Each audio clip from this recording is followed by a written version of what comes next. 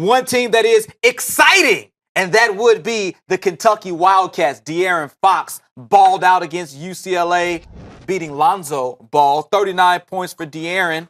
His stock has been on the rise after that W. Fox was asked about if he's thinking about his future going forward. Listen to this.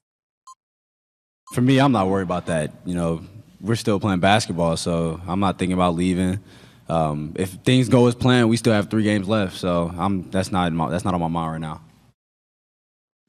Of course, he has to say he's not thinking about leaving, but we know he is a lock to be one and done. What do you think his play in the Big Dance has done for his draft stock? I think it's definitely elevated him to not a completely different level, but up a few spots. I mean, he has tremendous length and awesome bounce. And when you see his lateral quickness, his offensive game is a work in progress, but he went out there and absolutely dominated Lonzo Ball, who I think is going to be the first pick in the NBA draft, and rightfully so. I think De'Aaron Fox, his upside is amazing. And I think his leadership qualities, the way he handles a press conference, the way he talks about his teammates in post-game interviews are all major positives. I love this guy from the get-go. I'm just more in love with Ball. He outplayed him in that particular game. Okay. I think there was more of a redemption factor for Kentucky because UCLA came down to their home court and beat them, knocked them off. I think Kentucky is probably a little bit more of a talented team as well.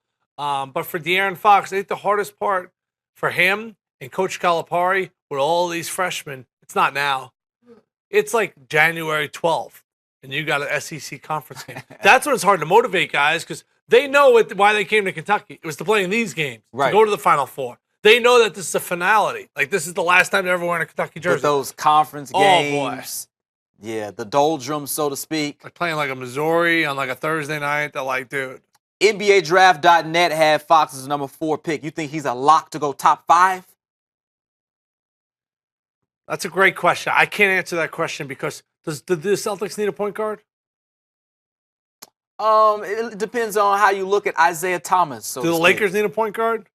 Probably not. So this is where, like, I don't know who's going to fall where. Right, you know? We don't know exactly who's picking in what spots. Right, because you got Isaiah Thomas there. Do you really need a point guard? It's going to be interesting to see because you got Tatum, right, you got Josh Jackson, so you have a couple of wings right now that are very dynamic. But this draft's all going to be about the point guard. The point guards in this draft remind me of the great NFL drafts with all the quarterbacks. Yep. The Elways and the Marinos and all like the Ken O'Briens of the world that never panned out. Like this reminds me of like this is the point guard class. These guys will be matched up against each other their entire NBA career. I just like the motor, the energy, the passion that I see from De'Aaron Fox, and I don't see that from Lonzo Ball. I see the chill, Cali swag. I see him being so cool and so smooth. I like a guy that's going to be fired up, and the speed that I see from a De'Aaron Fox. Now, some people probably look at the height. When you look at Lonzo, he's like 6'6", Fox like 6'3". But to me, I see a lot of John Wall, and you were talking about how you feel like John Wall, the best point guard in the game right now? I think he's the best point guard in the Eastern Conference. In the Eastern Conference. Kyrie Irving. Sorry, Isaiah Thomas. So, but is that an unfair comparison, you think? No, yeah, spot on. No, I think that? he's got that length. I think he has the same explosion. I think that's a very, very fair comparison. Thing about Lonzo Ball is I think we're going to look back on that UCLA team and be like, they actually weren't really that good. Really? How many NBA players are on the squad? Leaf, I guess.